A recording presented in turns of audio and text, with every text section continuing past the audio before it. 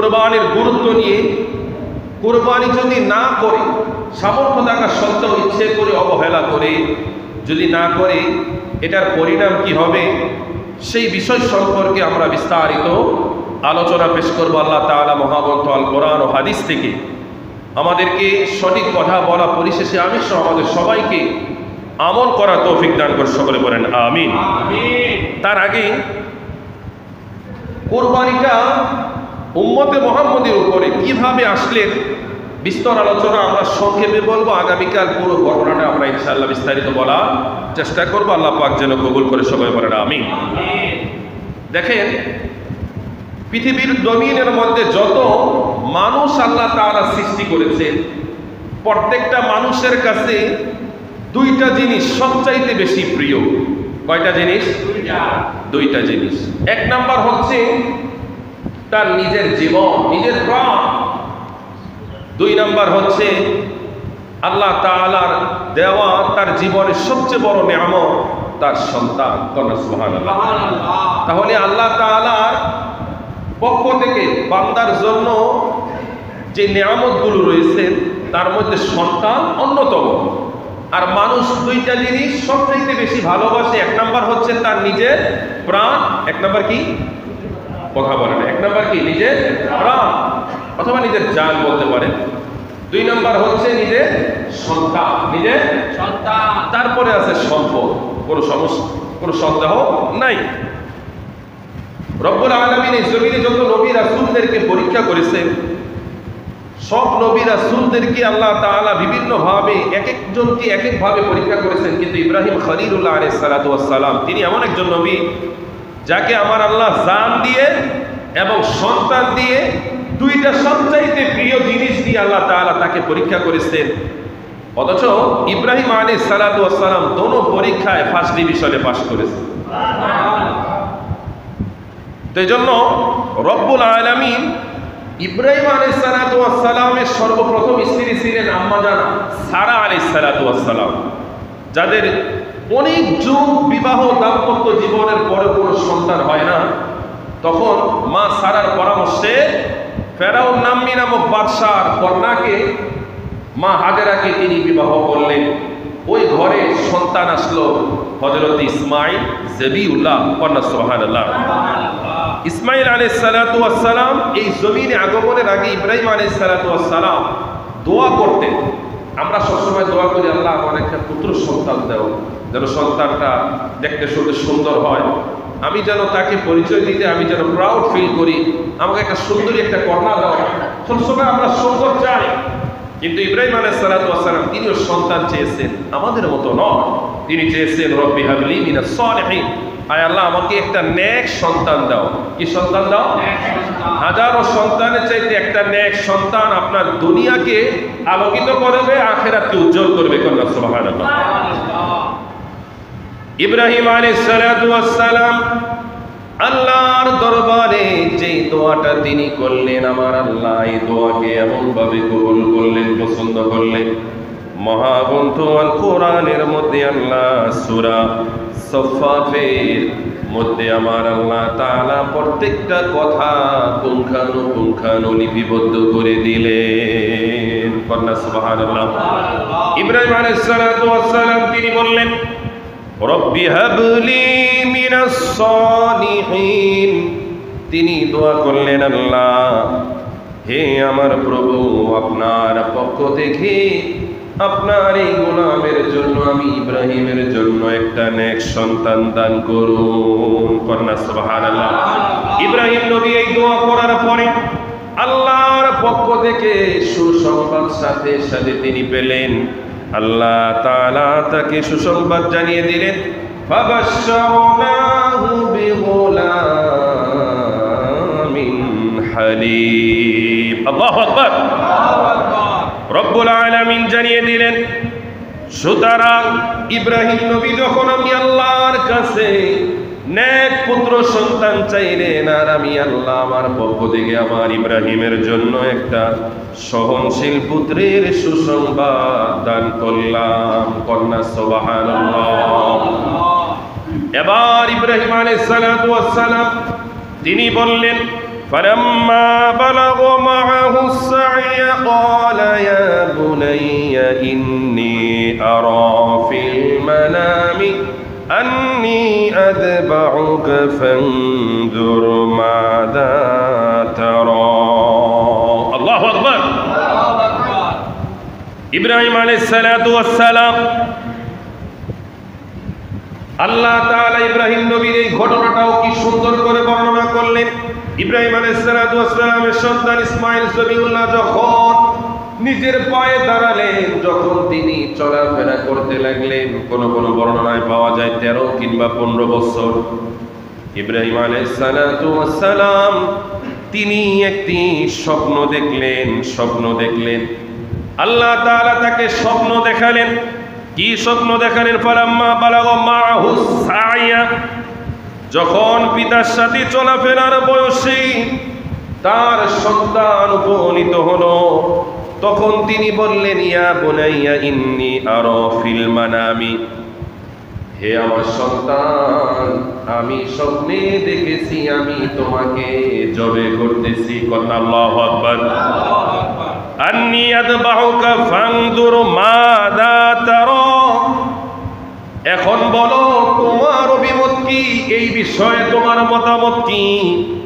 ইব্রাহিম আলাইহিস সালাতু ওয়াস সালাম তার সন্তানকে এই কথা বলার পরে ইসমাঈল জবিউল্লাহ বললেন, ও আমার বাবা, ও আমার পিতা ইব্রাহিম আলাইহিস সালাতু ওয়াস সালাম, আল্লাহ তাআলা আপনাকে যে আদেশ দিয়েছেন আপনি আল্লাহ তাআলার আদেশ পালন করুন। আল্লাহু আকবার।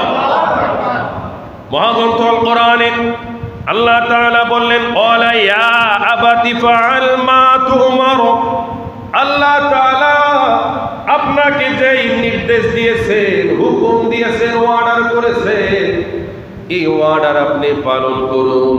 আল্লাহ চাহে তো সাতাজিদুনি ইনশাআল্লাহু মিনাস সাবিরিন, আল্লাহ চাহে তো আপনি আমাকে ধৈর্যশীলদের অন্তর্ভুক্ত হিসাবে পাবেন। কন্যা সুবহানাল্লাহ। ছোট্ট সন্তান, তার ভিতরে আল্লাহ তাআলার হুকুমের প্রতি কত তার আনুগত্য, কত মায়া এবং কত দয়া। তিনি তো বলতে পারতেন আল্লাহ আপনাকে যে স্বপ্ন দেখিয়েছে স্বপ্ন আপনি বাস্তবায়ন করুন না। তিনি বললেন আল্লাহ আপনাকে যে আদেশ দিয়েছে সেই আদেশ আপনি পালন করেন। কারণ ছোট সন্তান, সেও জানে নবীদের স্বপ্ন এটা স্বপ্ন নয়, এটা হচ্ছে ওহী। কন্যা সুবহানাল্লাহ। নবীদের স্বপ্ন শুধু স্বপ্ন নয়। ওই মুরব্বী বাজান হেলান দিয়ে আছেন, ঘুমে যাবে কিন্তু সোজা হয়ে বসে যান, কষ্ট করে। এবার আসেন আল্লাহ তাআলা পরের অংশে বললেন ফালাম্মা আসলামা ওয়া তাল্লাহু লিল জাবিল, আমি আল্লাহ তাআলার হুকুম আদায় করার জন্য বাবা এবং সন্তান উভয়ে মিলে আমি আল্লাহ তাআলার কাছে আনুগত্য প্রকাশ করলেন। সুবহানাল্লাহ। বাবাও আনুগত্য প্রকাশ করলেন, সন্তানও আনুগত্য প্রকাশ করলেন। এবার আসেন রব্বুল আলামিন বললেন ওয়ানাদাইনাহু আইয়া ইব্রাহিম, এবার ইব্রাহিম আলাইহিস সালাতু ওয়াস সালাম পাহাড়ের উপত্যকায় তার সন্তানকে তিনি বেদে শায়িত করলেন। আল্লাহ তাআলা পরে জানিয়ে দিলেন ওয়াদ সাদ্দাকাতার রুইয়া, ওয়াদ সাদ্দাকাতার রুইয়া ইন্না কাযালিকা নাজজিল মুহসিনিন। আল্লাহু আকবার। আল্লাহ হুকুম করতেছে ইব্রাহিম আলাইহিস সালাতু ওয়াস সালাম একের পর এক আদেশ তিনি পালন করতে লাগলেন। এবার আল্লাহ তাআলা ইব্রাহিম আলাইহিস সালাতু ওয়াস সালামকে জানিয়ে দিলেন, হে ইব্রাহিম, তুমি আমি আল্লাহ তাআলার পক্ষ থেকে আপনাকে যে আদেশ করা হয়েছে আপনি সেই আদেশ বাস্তবায়ন করেছেন, সত্যায়িত করেছেন। কন্যা সুবহানাল্লাহ। আর আমি আল্লাহ এভাবে আমার বান্দাদের মধ্যে যারা সত্যবাদী, সত্যের পথে রয়েছে তাদেরকে আমি আল্লাহ এই প্রতিদান দিয়ে থাকি। কন্যা সুবহানাল্লাহ। রব্বুল আলামিন বললেন ইন্না হাযা লাহুয়াল বালাউল মুবিন, নিশ্চয়ই আপনার প্রতি আমি আল্লাহ তাআলা এই হুকুম ছিল সুস্পষ্ট একটা পরীক্ষা। কন্যা সুবহানাল্লাহ।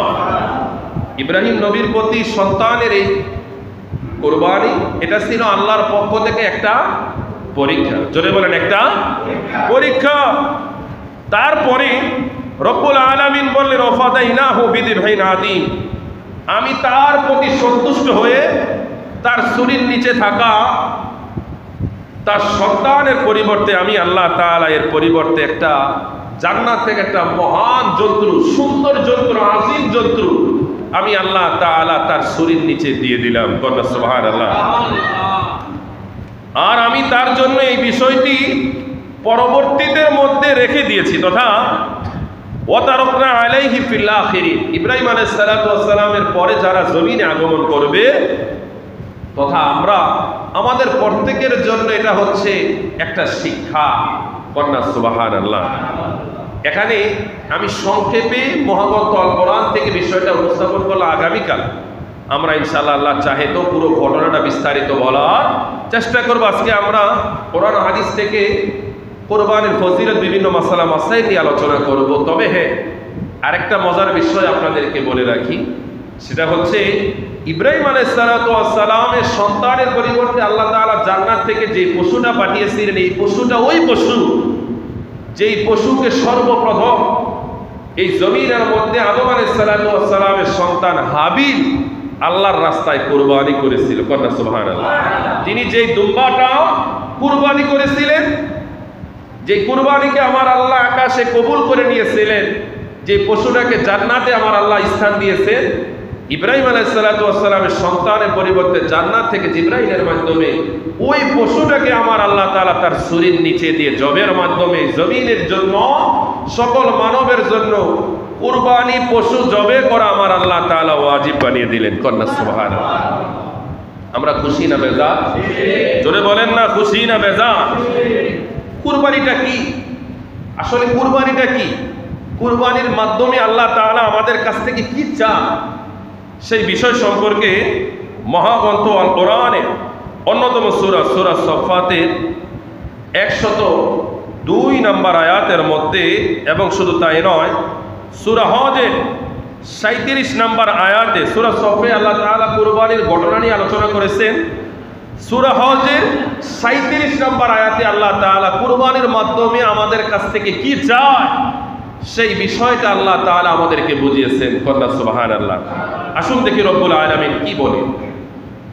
আল্লাহ তাআলা বলেন, লা ইয়ানালাল্লাহা লুহুমুহা ওয়ালা দিমাউহা ওয়ালাকিন ইয়ানালুহুত তাকওয়া মিনকুম। কন্যা সুবহানাল্লাহ।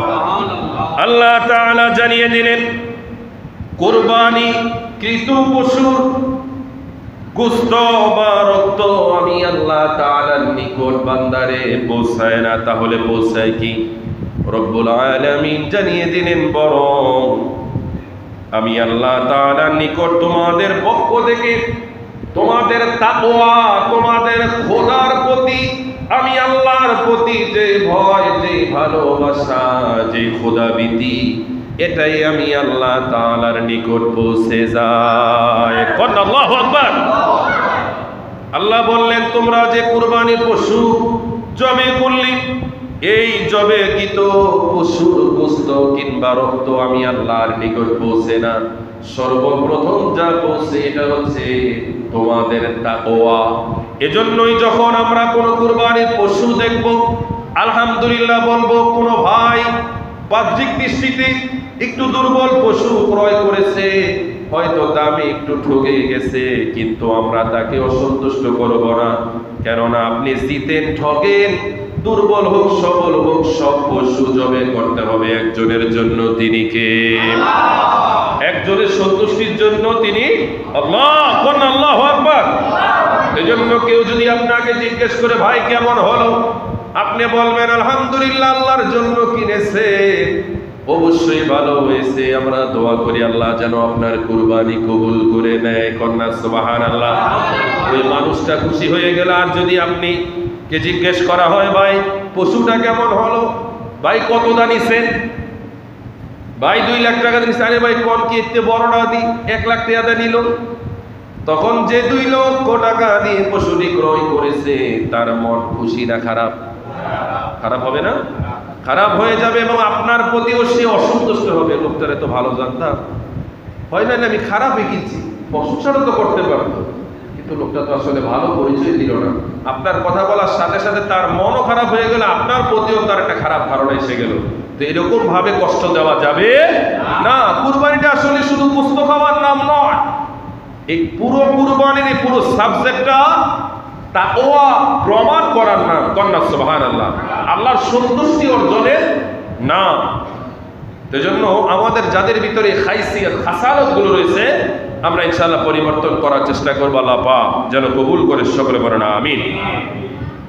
এবার আসেন আল্লাহর রাসূল যারা সামর্থ্য থাকা সত্ত্বেও কুরবানি দিতে চায় না, টাকাটাকে অপচয় মনে করে, ওই জালিমদেরকে আমার আল্লাহ কি আলোচনা শুনিয়ে দিলেন। আল্লাহর নবী, প্যারা নবী, দু জাহানের বাদশা নবী মুহাম্মদুর রাসূলুল্লাহ সাল্লাল্লাহু তাআলা আলাইহি ওয়াসাল্লাম তার নুরানি জবান মোবারকে বলেন, আল্লাহর প্যারা নবীর সবচাইতে প্রিয় অন্যতম সাহাবী যিনি নবীজির কাছ থেকে সবচাইতে বেশি হাদিস রওয়ায়াত করেছেন 5374টি। কন্যা সুবহানাল্লাহ। ওই সাহাবীর নাম হচ্ছে হযরত আবু হুরায়রা। আল্লাহর নবী সাহাবী আবু হুরায়রা বলতেছেন, আন্না রাসূলুল্লাহি সাল্লাল্লাহু তাআলা আলাইহি ওয়াসাল্লাম قال من كان له ساعة ولم يضحي فلا يقربن مصلنا। নূরের নবী তার মায়ার নূরের নবী মায়ার নবী তার নুরানি জবান মোবারকে বলেন, কুরবানি করার সামর্থ্য থাকা সত্ত্বেও যে বান্দা কুরবানি করে না সে যেন আমাদের ঈদগাহে প্রবেশ না করে। চিন্তা করে নবীজি বললেন, তোমাদের যাদের সামর্থ্য আছে কিন্তু তোমরা কুরবানি দাও নাই, করো নাই, তাহলে তোমার মতো এই জালিম, এ না ফরমান, না খায়ের, না খানদান, সে যেন ঈদগাহে প্রবেশ না করে। প্যারে হাজির, যে সম্পদকে বাঁচানোর জন্য আমরা কুরবানি থেকে নিজেদেরকে বাঁচাতে চাই, আপনারা কেউ বুকে হাত দিয়ে বলবেন এই সম্পদ আপনার জীবনে উপকার আসতে পারে? কোনো গ্যারান্টি আছে? কথা কয় না, কোনো গ্যারান্টি আছে? আল্লাহর হুকুম আদায় করতে আপনি যত সম্পদ ব্যয় করবেন প্রত্যেকটা টাকায় টাকায় সওয়াব আছে কি নাই? উপকার আছে কি নাই? কন্যা সুবহানাল্লাহ। আর ইসলাম কত সুন্দর। এই যে আমরা যারা সন্তান, আগে তো সন্তান হয়ে মা বাবার জন্য খরচ করা সবচাইতে দামি ইবাদতগুলোর মধ্যে অন্যতম। কন্যা সুবহানাল্লাহ। এটা ডাইরেক্ট কবুল। এটা কি ডাইরেক্ট কবুল? সন্তান হয়ে বাবা মার জন্য কি করা? খরচ করা। 2 নাম্বার হচ্ছে আপনি স্বামী হওয়ার পর স্ত্রীর জন্য খরচ করা। আমরা মনে করি আল্লাহর রাস্তায় দান করলে, গরিব মানুষদেরকে দান করলে এটাই মনে হয় দান। না, আপনি স্ত্রীকে সন্তুষ্ট করার জন্য বাজার থেকে সবচাইতে ভালো ভালো জিনিস স্ত্রীকে উপহার দিলেন, এটাও দান, এটাও সওয়াব। কন্যা সুবহানাল্লাহ। এটাও কি সওয়াব? শুধু তাই না, আপনি যে বাবা হয়ে সন্তানের মুখে আহার তুলে দিতেছেন, এটাও দান, এটারও একটা জাযা আল্লাহর পক্ষ থেকে আপনি পাবেন। আমরা যারা বাবা হয়েছি, বাবা হওয়ার পরে আপনাদেরকে একটা এক্সাম্পল বলি। আমার বাবা অনেক শক্তিশালী ছিলেন। আমাদের চোখের দেখা তিনি অনেক কিছু তিনি করতে পারতেন, ভাঙতে পারতেন, সেই বিষয় না। মূল বিষয়টা হচ্ছে তিনি বললেন যে আমার যখন বিবাহ হয়েছে তখন আমার শক্তির অনেকটা ক্ষয় হয়েছে। কেন? কারণ ওই সময় আমার রিজিকের সাথে আমি আমার সহধর্মিনীকে জড়িয়েছি। একটা ভালো জিনিস খাইতে মন চাইলে নিজে খাই নাই, যেহেতু আমার আরেকজন আছে তার সাথে নিয়ে আমরা খেয়েছি। এরকম হয় না? যখন তোরা পৃথিবীর জমিনে আসছো, মনে চাইছে সারাদিন পরিশ্রম করছে, একটা কেক খাই, একটা রুটি খাই, একটা কলা খাই, খাইতে গিয়ে মনে পড়েছে খেতে যাওয়ার সময় ইস আমার সন্তান তো বাড়িতে আছে, সে যদি রুটিটা পায়, কেকটা পায়, বিস্কিটটা পায়, তাহলে সেও তো খুশি হবে। এরকম হয় না? তো সন্তানদের কথা, আহারের কথা চিন্তা করে বাবা সারাদিন না খেয়ে থাকে। ইচ্ছে করলে আনন্দ সময় আলবাই, আরো যে কি জানি না, যাই হোক মনে পড়ে না। তো এই রেস্টুরেন্টগুলোতে ইচ্ছা করলে আমরা সকালে নাস্তা খাইলে 100-150 টাকা আমরা বিল করতে পারি ভালো খেয়ে, কিন্তু অনেকেই আছে একটা রুটি দিয়ে তাদের মোটামুটি নাস্তা সেরে ফেলে, চিন্তা করে আমি যদি নাস্তা থেকে 100 টাকা 50 টাকা বাঁচাতে পারি, এটা আমার সংসারের জন্য উপকারে আসবে। এরকম বাবা আছে কি নাই? আমার মনে হয় 99% বাবারা এরকম। ইচ্ছে করলো কিছু পরে না, ইচ্ছে করলো কিছু খায় না, জুতাটা 10 বছর যাবত পড়তেছে, বারবার সেলাই করতেছে, কিন্তু সন্তানকে মাসে মাসে বছরে কয়েকবার জুতা দিতেছে, স্ত্রীদেরকেও দিতেছে, কোনোদিন নিজের প্রতি কোনো চাহিদা নাই। এটার নামই বাবা। কথা বলেন ঠিক কিনা? আল্লাহ তাআলা এরকম হাজারো লক্ষ লক্ষ কোটি কোটি বাবাদেরকে জান্নাতের সুউচ্চ মাকামে পৌঁছে দেন। সকলে বলেন আমিন। এবার আসেন আম্মা জান আয়েশা সিদ্দিকা রাদিয়াল্লাহু তাআলা আনহা, তিনি বলতেছেন যারা কুরবানি করে ওই কুরবানির পশুটা কেমন হবে, এবং কুরবানি পশুর এই যে রক্ত, গোশত, শিং, চামড়া, যেগুলোকে আমরা অনেক সময় আমরা ফেলে দেই, ওই ফেলে দেওয়া বস্তু এগুলো আমাদের জীবনে কেমন উপকারে আসবে। আল্লাহর নবীর প্রিয়তম স্ত্রী আমাদের আম্মা জান আয়েশা সিদ্দিকা রাদিয়াল্লাহু তাআলা আনহা, তিনি বলতেছেন قال ما عمل ابن آدم يوم النهر عملا أحب إلى الله عز وجل من هراقة الدم। قلنا سبحان الله। আম্মা জান আয়েশা সিদ্দিকা রাদিয়াল্লাহু তাআলা আনহা, তিনি বলতেছেন আল্লাহর প্যারা নবী দু জাহানের বাদশা নবী মুহাম্মদুর রাসূলুল্লাহ সাল্লাল্লাহু তাআলা আলাইহি ওয়াসাল্লাম নবীজি ইরশাদ করেন, আদম সন্তান কুরবানির দিনে কুরবানির চাইতে শ্রেষ্ঠ আমল, প্রিয় আমল, দামি আমল আর ওই দিনের কোনো আমল হতে পারে না। কন্যা সুবহানাল্লাহ। কুরবানির দিনের সবচাইতে শ্রেষ্ঠ আমল হচ্ছে কি করা? কুরবানি করা। জোরে বলেন কি করা? কুরবানি করা। এবার আল্লাহর প্যার নবীজি বলতেছেন, কেননা এই আমলটা এত দামি আমল, এত ফজিলতপূর্ণ আমল, ওয়া ইন্নাহু লায়াতি ইয়াউমাল কিয়ামাতি বিকুরুনিহা ওয়া আযলাফিহা ওয়া আশআরিহা।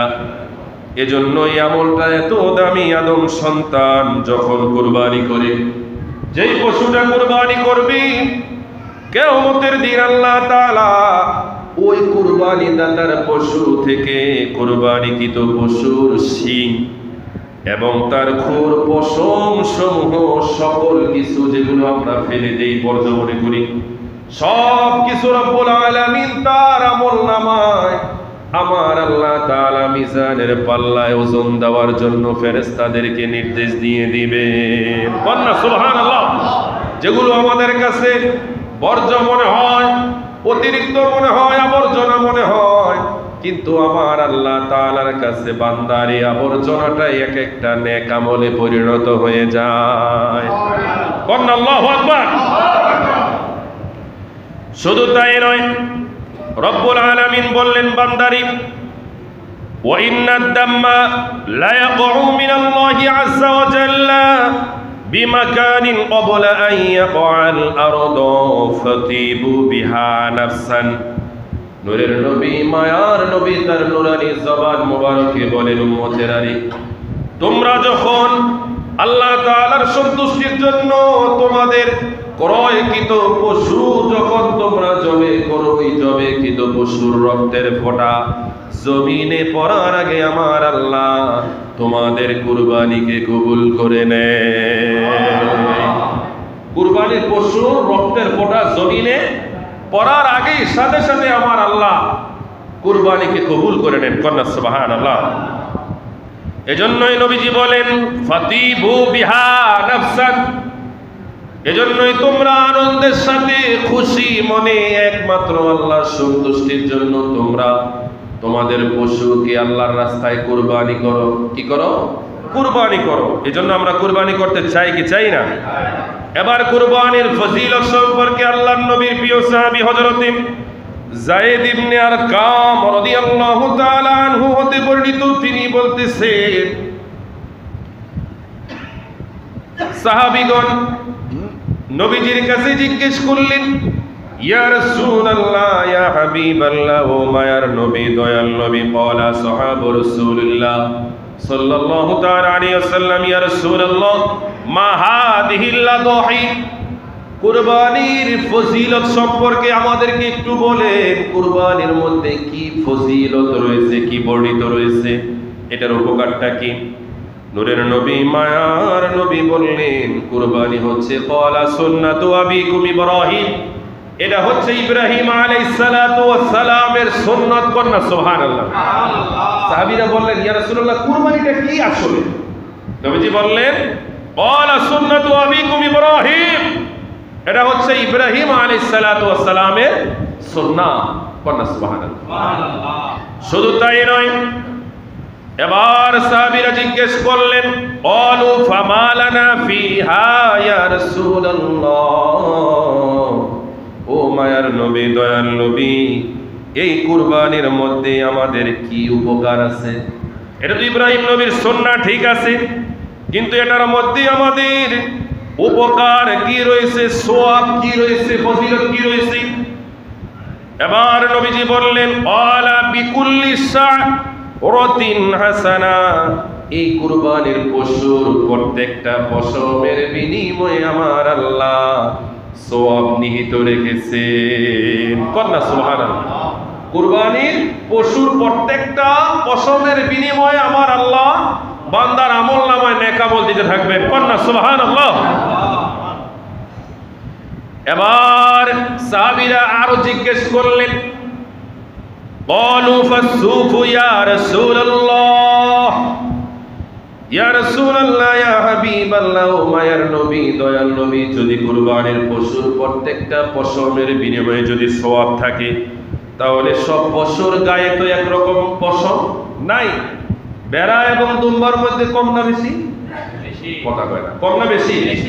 বেশি। সাহাবীরা জিজ্ঞেস করলেন মেষ বা বেড়ার পশমের বিনিময়ে আমাদের জন্য কি রয়েছে? নবীজি বললেন ক্বালা বিকুল্লি শা'রাতিন মিনাস সুফি হাসানা, ভেড়া এবং মেষের গায়ে থাকা প্রত্যেকটি পশমের বিনিময়ে তোমাদের জন্য এক একটি করে সওয়াব রয়েছে। কন্যা সুবহানাল্লাহ। আমরা খুশি না বেজা? কত সুন্দর ইসলাম। এই যে ফজিলতের কথা আসতেছে, আমরা যারা কুরবানি দিতেছি আমাদের মনে একটু আনন্দ হচ্ছে না? এসে আমাদের কুরবানির পশুর প্রত্যেকটা পশমের বিনিময়ে আমরা সওয়াব পাবো। অনেকের মনে প্রশ্ন, হুজুর কুরবানি তো আমরা 7 ভাগে দেই, তাহলে সওয়াব কি 7 ভাগে ভাগ হইব নাকি? আমি বলবো না, না, ভাগ হবে না। আমাদের কাছে ভাগ আছে, আল্লাহর কাছে কোনো ভাগ নাই। আল্লাহ তাআলাই ভালো জানে, নিয়ত ভালো রাখলে ওই 7 ভাগে মিলে যা হয় আপনার ভাগে আল্লাহ তাই দিয়ে দিবেন। কন্যা সুবহানাল্লাহ। আল্লাহর কাছে কোনো কম নাই। কমতি কাদের কাছে? আমাদের কাছে। সেই জন্য আমাদের চাওয়া পাওয়াতে, মানে চাওয়াতে কোনো কম রাখা যাবে না। আল্লাহ তাআলার কাছে বারবার বারবার বারবার চাইতে হবে। নবী ইব্রাহিম আলাইহিস সালাতু ওয়াস সালাম তিনি সব সময় সন্তানের জন্য দোয়া করেছেন। 10 বছর, 20 বছর, 30 বছর, 40 বছর, 50 বছরের পরে গিয়ে তার দোয়া আল্লাহ তাআলা, বহু সময় পরে গিয়ে 86 বছর বয়সে গিয়ে আল্লাহ তাআলা তার দোয়া, অথবা 90 বছর বয়সে গিয়ে তার দোয়া কবুল করলেন। কন্যা সুবহানাল্লাহ। অথচ নবীদের দোয়া আল্লাহ তাআলার দরবারে সাথে সাথে কবুল। এই যে কবুল না করাটা, এটা আল্লাহ তাআলার একটা কুদরত, নবীদের মুজিজা, এবং এটা হচ্ছে সুস্পষ্ট একটা পরীক্ষা। তো জন্য এই বিষয় নিয়ে আমাদের যেন কোনো ইখতিলাফ না থাকে। কন্যা আল্লাহু আকবার। সময় তো উপস্থিতি, আমরা এমন একজন নবীর উম্মত, এমন একজন নবীর উম্মত যেই নবীজি সব সময় 2টা পশু কুরবানি করতেন। কয়টা? 2টা। কথা কয় না, কয়টা? একটা হচ্ছে নিজের জন্য, আরেকটা হচ্ছে আমাদের জন্য। কন্যা ইয়া রাসূলুল্লাহ। এজন্যই আল্লাহর পেয়ারা নবী, দু জাহানের বাদশা নবী বলেন, সাহাবীরা জিজ্ঞেস করলেন ইয়া রাসূলুল্লাহ, ইয়া হাবিবাল্লাহ, তিরমিজি শরীফের মধ্যে ঘটনাটা রয়েছে, হাদিস শরীফ রয়েছে। নবীজিকে জিজ্ঞেস করা হলো ইয়া রাসূলুল্লাহ আপনি কেন 2টি কুরবানি করেন? নবীজি বললেন একটি হচ্ছে আমি নবীর পক্ষ থেকে, ইয়া রাসূলুল্লাহ আরেকটি কাদের জন্য? নবীজি বললেন দুনিয়ার জমিনে আমার যেই গরীব উম্মতেরা ইচ্ছে থাকা সত্ত্বেও সামর্থ্যের অভাবে, সামর্থ্য না থাকার কারণে, যাদের ইচ্ছে থাকা সত্ত্বেও যারা কুরবানি দিতে পারে না, ওই গরিব উম্মতদের পক্ষ থেকে আমি নবীজি একটি কুরবানি দিয়ে দিলাম। বন্যা আল্লাহু আকবার। এমন নবী, মায়ার নবী, আজকে আমাদের সমাজে ওই নবীর মান সম্মান ইজ্জত নিয়ে, শান-মান আজমত নিয়ে কিছু দুশ্মনের রাসূল খেলা করে কথা বলে, ঠিক কিনা? আল্লাহ ওই ভাইগুলোকে হেদায়েত দান করুন, সকলে পড়ে না আমিন। আরো জোরে বলেন না আমিন। আল্লাহর নবীর প্রিয় সাহাবী হযরতে জাবের রাদিয়াল্লাহু তাআলা আনহু হতে বর্ণিত, তিনি বর্ণনা করতেছেন পেয়ারা নবীজি সাল্লাল্লাহু তাআলা আলাইহি ওয়াসাল্লাম প্রাথমিক অবস্থায় কুরবানির গোশত 3 দিনের বেশি সংগ্রহ করে রাখার জন্য নিষেধ করেছেন যে তোমরা 3 দিনের বেশি এটাকে রাখবে না, মানে সংরক্ষণ করবে না। কিন্তু পরবর্তীতে হাদিস শরীফটা রহিত হয়ে গেছে। পরে আল্লাহ রাসূল বলেন যে তোমরা কুরবানির গোশত খাও, এটা জমা করে রাখো, পরবর্তীতে তোমাদের সময় মতো তোমরা এটাকে বক্ষণ করো। আগের জমা করার সিস্টেম, বর্তমান সিস্টেমটা কিন্তু একটু আলাদা। যারা 2000 সালের পরে এই জমিনে এসেছেন তারা হয়তো দেখবে না, যারা 2000-এর আগে এই পৃথিবীতে এসেছিলেন অথবা 1900 শতকে 90-তে যাদের জন্ম, তারা দেখেছেন আমাদের মা, খালা, নানিরা তারা কুরবানি দিন সারা রাত কত কষ্ট করতেন। গরুর গোশত হোটলায় রাখতেন, তেলে ভেজে তারা শুটকি করে রাখতেন, কথা ঠিক কিনা? কত কষ্ট করেছে। এখন তো জবে করতে দেরি, ফ্রিজ আপ করতে দেরি হয় না, কথা বলে ঠিক কিনা? আগের চাইতে এখন সংরক্ষণ করে রাখার ব্যবস্থা কঠিন না সহজ? অনেক সহজ, অনেক সুন্দর। 6 মাস পরেও আমরা একই রকম গোশত খাচ্ছি। হয়তো নগদেরটা এক স্বাদ একটু হতে পারে বেশি, স্বাভাবিক, এটা তরতাজার একটা আলাদা পাওয়া আছে, কথা বলে ঠিক কিনা? সমেত উপস্থিতি, এবার আসেন কুরবানির পশু জবে করার ক্ষেত্রে আমাদের মধ্যে অনেক তাড়াহুড়া আসে, কথা বলে ঠিক কিনা? ধরেন আমরা যারা আগামীকাল আমরা ব্যস্ত হয়ে যাব কুরবানি পশু জবে করার জন্য, অনেকে আগ থাকতে একটু রেডিমেডি হয়ে থাকে, অনেকে আছে। এটা শহর অঞ্চলে কম, কারণ শহরে পারিবারিকভাবে জবে করা মানে গোশতটা গরুর চামড়া ছিলানো, তারপর হচ্ছে এটা গোশত আলাদা আলাদা করা, টুকরা টুকরো করা, এটা নিজেরা খুব কম করে। মেজরিটি পার্সেন্ট কষাই দিয়ে করে। কি দিয়ে করে? কষাই দিয়ে করে। একটা মশলা খেয়াল রাখবেন, কষাইকে দিয়ে যদি কাটাতে চান, কষাইয়ের সাথে যে চুক্তি হবে, এই চুক্তিটা হবে অর্থের বিনিময়। কিসের বিনিময়? আপনি যদি বলেন আমার এই কুরবানি পশু 10 ভাগের 1 ভাগ গোশত তুই পাবি, আমার এটা জবে করে দে, অথবা এটাকে তুই সিস্টেম করে দে, এটা ইসলামী শরীয়তে একেবারে নিষেধ, কথা বল। কষাই আপনার কাছে গোশতের জন্য সে কাটে না, সে অর্থের জন্য কাটে, কথা কর ঠিক কিনা? কিসের জন্য কাটে? অর্থের জন্য কাটে। সেই জন্য তার সাথে চুক্তিটা হবে অর্থের। কিসের হবে? অথবা ধরেন কষাই না, আপনারাই জবে করলেন, আপনাদের সহযোগিতার জন্য একজন অন্য মানুষকে আপনারা ভাড়া করলেন যে তুই আমাদের সাথে একটু সহযোগিতা করবি। এই সহযোগিতার বিনিময়ে কুরবানির গোশত দেওয়া যাবে না। এই সহযোগিতার বিনিময়ে তার সাথে আর্থিক লেনদেন করতে হবে, কারণ গোশতের হকদার যদি কাউকে দিতে হয়, একজন অসহায় দুস্থ দরিদ্র মানুষদেরকে আপনাকে দিতে হবে, কথা বলেন ঠিক কিনা? তবে খেয়াল রাখবেন, আমি আবারও বলি, এখনো বলতেছি, কুরবানি পশু জবে করার ক্ষেত্রে কোনো তাড়াহুড়া করা যাবে না। আল্লাহ 3 দিন নির্ধারণ করে দিয়েছে। কয়দিন? 3 দিন। জিলহজের 10, 11, 12। তবে প্রথম দিন দিতে পারলে সর্বোচ্চ সওয়াব, দ্বিতীয় দিন একটু কম, তৃতীয় দিন আর একটু কম। অনেকে আছে কষাইয়ের অভাবের কারণে তারা প্রথম দিন পারে না, দ্বিতীয় দিন দেয়। তবে চেষ্টা করবেন, আমার অনেক একটু বেশি সালা, প্রথম দিন একটু রেটটা বেশি। আরে কথা কয় না, প্রথম দিন কি 5,000 টাকাটা 15,000 20,000 টাকা হয়ে যায় না? 2 দিন পরে দিলে মোটামুটি 10,000 টাকা কম পাওয়া যায়, কথা কয়। এরকম চিন্তাধারা করলে কিন্তু কুরবানির মধ্যে একটু ভেজাল হয়ে যাবে। এরকম চিন্তা করা যাবে না। সর্বোচ্চ চেষ্টা থাকতে হবে প্রথম দিনই যেন আপনারা জবে করতে পারেন, কারণ পুরো সিস্টেমটাই হবে কার জন্য? আল্লাহর জন্য। তো এখানে লাভ লসের কোনো হিসাব করা যাবে না। তবে যদি কসাই যদি জুলুম করে তাহলে তার কিছু করা নাই। তো এই জন্য যারা এই কাজে জড়িত আছেন, আপনাদের হাতে ধরে পায়ে ধরে ওই দিনের সরলতার সুযোগ নিয়ে অসহায় মানুষদের প্রতি আপনারা জুলুম করবেন না। ন্যায্য থেকে আপনারা হয়তো কিছু পারছেন, আপনারা বেশি নিয়েন, নেন, আপত্তি নেই, ঈদের দিন হিসাবে বকশিস নিয়ে যে এটার দাম হবে 10,000, তবে স্যার ঈদের দিন একটু বকশিস একটু বাড়াই দিয়ে। কত সুন্দর কথা, কথা ঠিক কিনা? চেয়ে নিলে মানুষ খুশি না বেজা? খুশি। আর জোর করে দোরের মধ্যে চিপ দিয়ে নিলে, জুলুম করে নিলে এই সম্পদের মধ্যে আপনার কোনোদিন বরকত হবে না। যেটা মেন বিষয়, অনেক সময় আমাদের একটু দেরি হওয়ার কারণে হুজুরে গেল কই রে, কই গেল রে, না গেল রে, এতক্ষণ লাগে কি আর রে, এই যে বিষয়টা। আর হুজুরে জবে করে গেছে, জবে করার পরে যে হুজুরদেরকে সম্মানী দেওয়া লাগে, এটাও অনেকে মূল্যায়ন করতে চায় না। আবার সম্মানী দিতে হবে বিদায় হুজুর দিয়েও যাবে আর কথা করে না, করায় না। এরকম বড় লোক আছে কি নাই? অনেক আছে। আরে হুজুর দিয়ে জবে করছে, আবার দেয়া দেওয়া লাগবো নাকি? এরকম আছে না? না, এটা হচ্ছে একজন আলেমের সম্মান। সিস্টেম যেটা, এটা সম্মান, এটা ইসলামের শরীয়তের অনুযায়ী এই সম্মানটা আপনাকে আগেই রেডি রাখতে হবে, যাতে করে দেরি না হয়। একটা মানুষকে আপনি যখন তার পরিশ্রমের বিষয় খেয়াল রাখবেন। জবের হাদিয়া বলতে এটা উনি যে আপনার পশুর মধ্যে ছুরি দিয়ে পরিশ্রম করলেন, এই পরিশ্রমের হাদিয়া দিলেন। কি দিলেন? পরিশ্রমের হাদিয়া দিলেন। একটা বিষয় খেয়াল রাখবেন, যারা দিনমজুর তাদের ঘাম দেহ থেকে জমিনে পড়ার আগেই তার ঘামের পরিশ্রমটা তাকে দিয়ে দেওয়া, এটাই সর্বোচ্চ ফজিলত। কন্যা সুবহানাল্লাহ। সাথে সাথে দিয়ে দেওয়ার চেষ্টা করবে না, আরে হুজুর কাটছেন দিমুনে, আবার তো দেখা হইব না, আইবেন না, এই করবেন না, এই করবেন। এটা আমাদেরকে দিয়ে বুঝাইলাম আর কি। কসাইকেও আপনারা নগদ দিয়ে দেওয়ার চেষ্টা করবেন। কোনো মানুষ রাখলে আলাদা, সর্বোচ্চ সবকিছু নগদ লেনদেনের মধ্যে একটা বরকত আছে।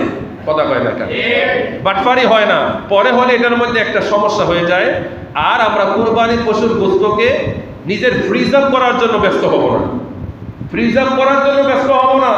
কুরবানির পশুর সর্বশ্রেষ্ঠ মানদণ্ড বিতরণের আমার রাসূল আমাদেরকে শিক্ষা দিয়েছেন যে তোমরা তোমাদের গোশতকে 3টি ভাগে বিভক্ত করে দাও, একটা নিজের জন্য, আর একটা নিজের আত্মীয়দের জন্য।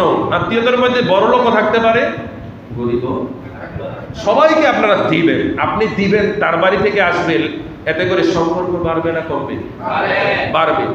এবার আশেপাশে দেখা অনেক গরিব মানুষ আছে, আছে না? আমরা মোহাম্মদপুর যখন মাদ্রাসায় পড়ি, বিহারি ক্যাম্পের মধ্যে দেখতাম গেট মনে ভেঙে যাওয়ার অবস্থা, নিচে হাত, উপরে হাত, কত রকমের হাত, বাড়ি দিল হাত বাহির কর, মানে সারে না। এক টুকরা গোশতের জন্য আধা ঘন্টা, 1 ঘন্টা, 2 ঘন্টা, 3 ঘন্টা, সেই জোহর পর্যন্ত অপেক্ষায় থাকে। যদি ওই মাকে জিজ্ঞেস করা হয়, মা তুমি কেন এক টুকরা গোশতের জন্য এভাবে দাঁড়িয়ে আছো, তুমি কি জীবনে গোশত খাওয়া নাই? বলবে আমি তো খেয়েছি, আমার সন্তান তো অপেক্ষায় আছে যে মা হয়তো কোনো না কোনো ভাবে, বাবা কোনো না কোনো ভাবে এক টুকরো গোশত আমাদের জন্য আজকে ঈদের দিন নিয়ে আসবে। আপনাদের খারাপ লাগবে না যে আপনারা ঈদের দিন গোশত খাবেন? আপনাদের বাড়িতে আসা আশেপাশে থাকা অনেক গরিব অসহায় মানুষ, তাদের ঘরে গোশত হবে না? এটা তো ইসলাম নয়, এটা তো কুরবানি নয়। আমাদের সামর্থ্য অনুযায়ী আমরা আমাদের সর্বোচ্চটা দিয়ে চেষ্টা করব। কথা ঠিক কিনা? তবে ইসলাম আমাদেরকে এটাও নির্দেশ করে না যে তুই তোর ঘরের লেগে কিছুই না রেখে সব দিয়া দিই। এতটা নয়, এতটা নয়। আপনি আপনার জন্য রাখবেন, আত্মীয় স্বজনদেরকে দিবেন, আশেপাশে থাকা গরিব অসহায় মানুষদেরকে আপনার সাধ্য অনুযায়ী দেওয়ার চেষ্টা করবেন। একজনকে সব দিয়া পরে আর কাউকে দিবেন না, বিষয়টা এমন নয়। সবাইকে সমঝোতায় রাখার চেষ্টা করবেন। আপনারা এই এলাকার যারা রয়েছে, আশেপাশে যারা রয়েছে, সবাইকে অনুরোধ করব, এখনো যারা পশু ক্রয় করেন নাই, সামর্থ্য আছে 50 থেকে 1 লক্ষ টাকার মালিক আপনারা যারা আছেন, প্রত্যেকের জন্য কুরবানি কি ওয়াজিব? কুরবানি কি গরুতে না পারেন, হুজুর গরুতে গেলে 50, 60, 1 লাখ টাকা লাগে, 20,000 টাকা নিচে তো গরুর ভাগ, কথা পায় না। 20,000 টাকার নিচে গরুর ভাগ নাই। তবে গত বছর যেভাবে লক্ষ লক্ষ টাকা দামে গরু বিক্রি হয়েছে, এই বছর কিন্তু এমন নাই, কারণ দুর্নীতিবাজগুলো এখন আর দেশে, কথা কয় না।